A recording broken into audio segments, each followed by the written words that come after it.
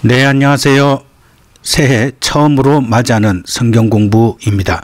올 2025년 한 해도 우리 주님께서 인도하시는 가운데 믿음으로 승리하는, 또 말씀을 통하여서 주님 앞에 더 가까이 가는 복된 삶이 되시기를 기원합니다. 새해 첫 성경 공부는 성경 총론 제95강 요한복음 서론과 1장에서 4장 말씀을 통하여서 그리스도께서 하나님의 아들이심을 증거하는 내용에 대해서 살펴보겠습니다. 일부러 요한복음의 서론, 먼저 저자에 대해서 살펴보겠습니다. 요한복음의 저자는 세베대의 아들이며 예수님의 수제자 중에 한 사람이었던 사도 요한입니다. 요한복음에는 저자 자신의 이름을 직접 밝히지 않으나 예수님의 사랑하시는 그 제자와 동일 인물로 생각합니다.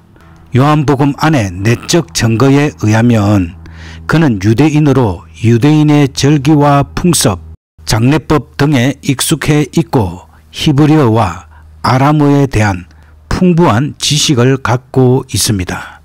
특별히 그는 팔레스틴의 지형을 잘 알고 있는 것으로 보아 팔레스틴에 거주한 유대인으로 봅니다.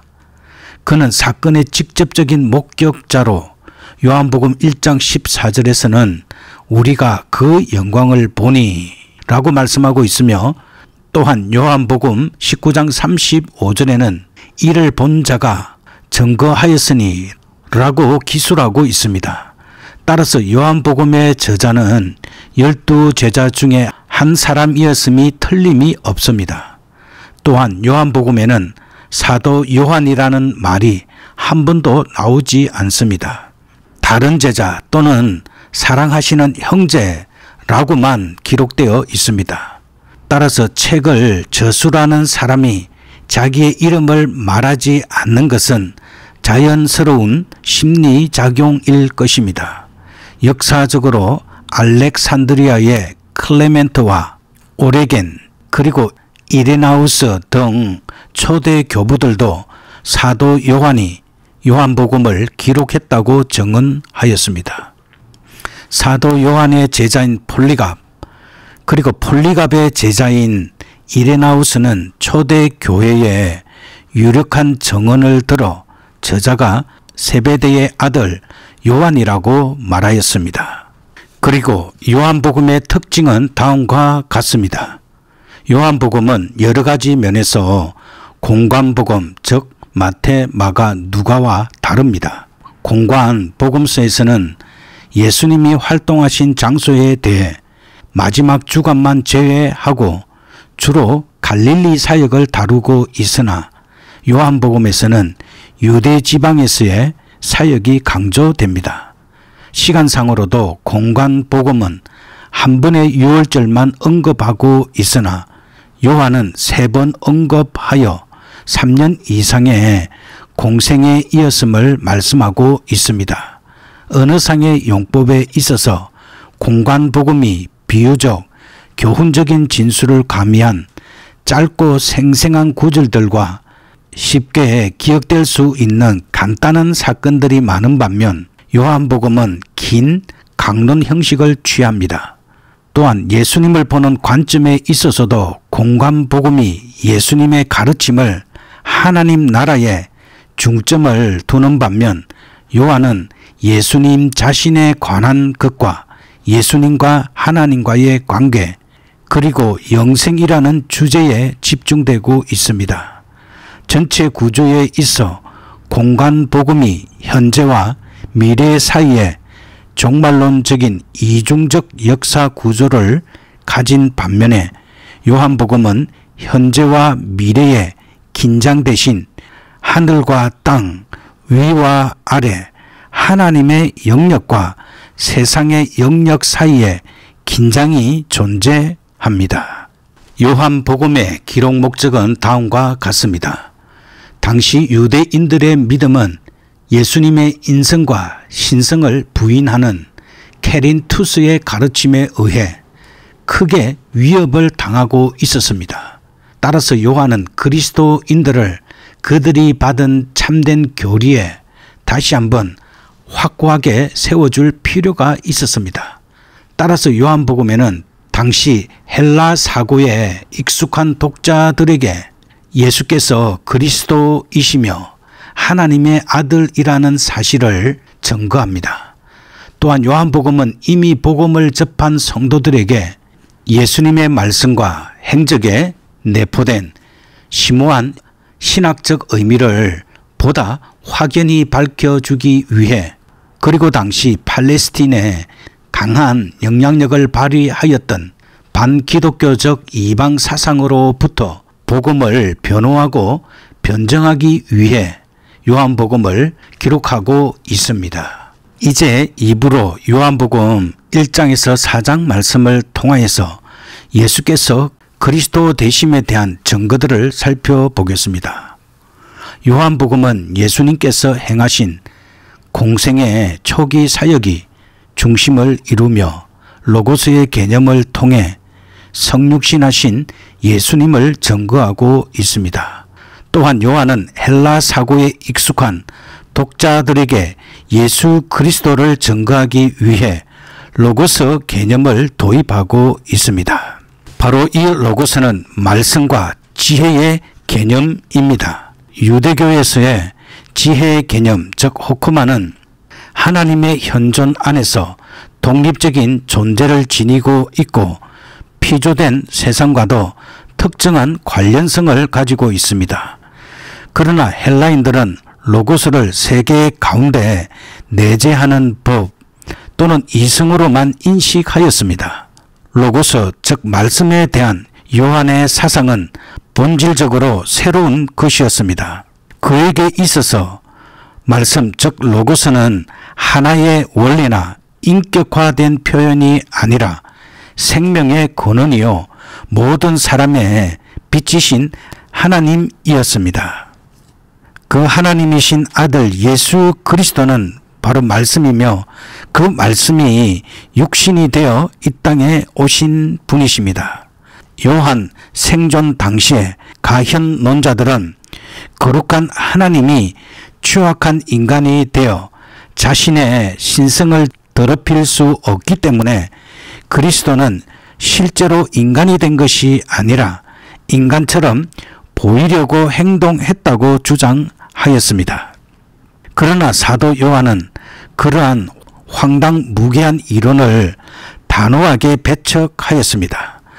사도 요한은 요한복음 1장 14절에서 말씀, 즉 로고스가 육신이 되어 우리 가운데 거하심에 라고 말씀하시므로 성육신이 이 세상에서 이루어졌으며 인간들 속에서 발생한 역사적인 사건임을 분명히 밝히고 있습니다. 요한복음 1장 19절에서 2장 11절은 하나님의 아들이심을 증거하며 계시의 첫 주간의 사역을 말씀하고 있습니다. 요한복음 1장 1절에서 18장까지가 요한복음의 서론이라면 요한복음 1장 19절에서 2장 11절은 본론의 시작이라고 할 수 있습니다. 특히 하나의 연속되는 주제인 증거되는 하나님의 아들에 대해 말씀하고 있는 단락입니다. 사도 요한은 예수님의 사역의 출발을 제자들을 부르는 일에서 시작합니다. 특별히 세례 요한은 예수님이 하나님의 아들이심을 증거하였습니다. 기나긴 고난과 어둠의 역사에 찌들렸던 유대민족의 기대감은 세례 요한에게로 집중되었습니다. 그러나 요한은 드러내어 자신이 결코 메시아가 아니라고 하였습니다. 비록 그는 선지자보다 나은 자라는 말을 들을 정도로 많은 사람들이 추종하는 자이었습니다. 그러나 세례 요한은 그리스도를 선지자 이사야의 예언대로 기다리며 예비한 그 주가 되시며 그의 신발끈을 풀기에도 감당하기 어려울 만큼 권위가 있으신 분으로 요한복음 1장 27절은 말씀하고 있습니다. 또한 예수께서 유한적 존재가 아닌 영원 속에 존재하신 분이 되신다고 요한복음 1장 30절에서 말씀하고 있습니다. 또한 요한복음 2장 33절은 하나님께서 약속하신 성령으로 세례를 주시는 능력자로 사도 요한은 예수님을 증거하고 있습니다. 예수님에 대한 세례 요한의 증거는 무엇보다도 내가 보고 그가 하나님의 아들이심을 증거하노라에서 절정을 이루고 있습니다. 세례 요한은 예수님을 세상 죄를 지고 가는 하나님의 어린 양이라고 요한복음 1장 29절에서 말씀하였습니다. 이렇게 요한은 공관복음서 기자들이 다루지 못한 세례 요한의 증거를 보다 구체적으로 증거함으로써 예수님께서 참된 그리스도 되심을 말씀하고 있습니다. 그리고 예수님의 첫 주간의 사역은 다음과 같습니다. 사도 요한은 예수님의 공생의 초기에 첫 한 주간 동안 일어났던 사건을 통하여 예수께서 어떠한 분이라는 것을 설명하고 있습니다.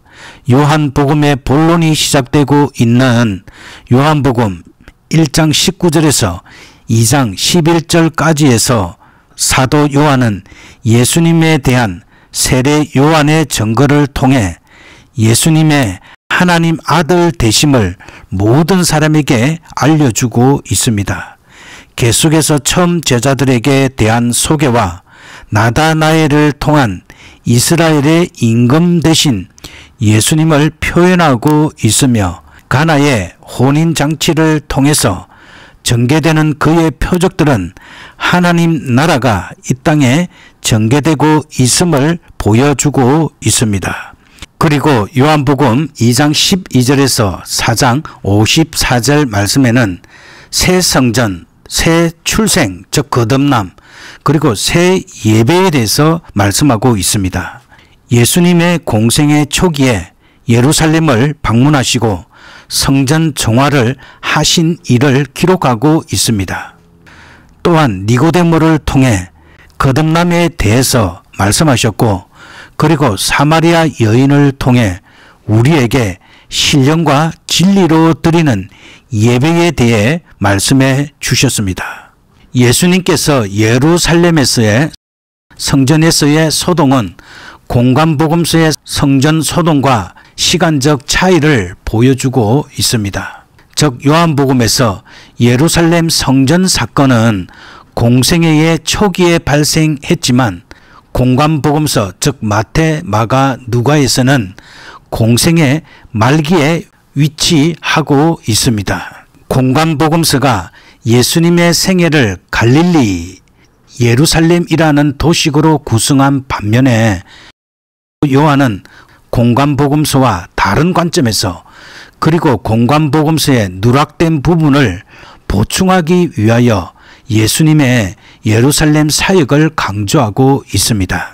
따라서 예수께서는 공생의 말기뿐만 아니라 공생의 초기에도 예루살렘에 올라가셨으며 성전 소동 사건도 한 번만 일어난 것이 아닙니다. 계속해서 예수께서는 많은 표적들을 행하셨고 그 표적을 통해 예수께서는 요한복음의 중심 신앙인 예수께서 하나님 아들 되심을 상징적으로 증거하고 있습니다.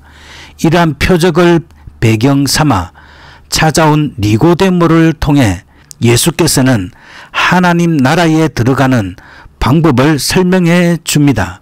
예수님과 니고데모 사이에 있었던 대화의 주제가 되는 것은 거듭남에 관한 일입니다. 그리고 우물가에서 만난 사마리아 여인과의 대화를 통해서 예수님은 참된 예배가 무엇인지 우리들에게 말씀해 주고 있습니다. 아수르에 의해 사마리아는 주전 722년에 멸망하게 됩니다. 따라서 유대와 사마리아 두 지방 간에는 오랜 세월 동안 뿌리 깊은 반목이 형성되어 있었던 관계로 유대인들은 통상 사마리아를 거치지 않고 우회하였으나 예수께서는 의도적으로 사마리아 땅에 들러 그것도 부정한 과거를 지닌 한 여인에게 전도하심으로써 육체의 혈통이나 신분을 초월한 구원의 은총을 밝히 드러내셨습니다. 여기서 예수님께서는 자연스러운 일상적인 대화를 통해 이른바 생명수에 관한 복음 메시지를 유도해 내셨으며 더불어 참 예배의 본질을 가르치셨습니다. 오늘 말씀을 정리하면 다음과 같습니다. 말씀이 육신이 되어 예수님께서는 이 땅에 오셨습니다. 그의 기적들은 그가 하나님 아들 되심을 증거하는 분명한 표적들이었습니다. 그러나 이러한 표적을 우리 눈으로 목도하면서도 이스라엘의 많은 사람들처럼 영적 무지 속에 참된 주님을 영접하지 못하는 어리석음을 우리는 범치 말아야 합니다. 이제 기도하도록 하겠습니다. 우리를 사랑하시는 하나님, 오늘도 저희에게 귀한 말씀을 주셔서 감사합니다. 요한복음의 교훈을 통해 예수 그리스도의 신성과 인성을 깊이 묵상할 수 있게 하시니 감사를 드립니다. 예수님이 하나님의 아들로 이 땅에 오셔서 우리를 구원하기 위해 성육신 하신 사실을 기억하며 그분의 삶과 사역이 우리에게 주는 깊은 의미를 새길 수 있도록 인도해 주시옵소서. 주님의 표적과 증거를 통해 예수님이 참된 그리스도이심을 믿고 고백합니다. 우리가 주님의 말씀을 통해 진리와 영생을 깨닫고 이 땅에서 참된 예배자로 살아가게 하시며 주님의 뜻을 따르는 삶을 살 수 있도록 인도하여 주시옵소서. 주님의 은혜를 힘입어 날마다 더욱 믿음과 사랑 안에서 성장할 수 있도록 도와주시고 우리 주변의 이웃들에게 그 사랑을 전할 수 있도록 인도해 주시기를 주 예수 그리스도 이름으로 기도드립니다. 아멘.